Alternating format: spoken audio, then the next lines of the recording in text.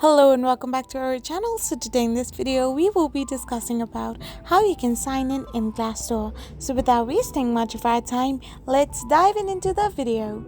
So first and foremost, to sign in Glassdoor, all you need to do is simply tap open the Glassdoor app from your home screen.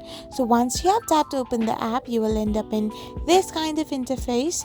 So you need to tap on complete and tap on continue with email. You've done this, you need to type in the account email address which you had used prior. So here, as this is a Google account as well, you need to go back and tap on continue with Google.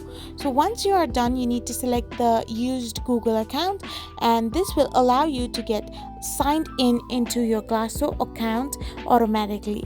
I hope you found this video helpful, so don't forget to hit that subscribe button and do give us a thumbs up.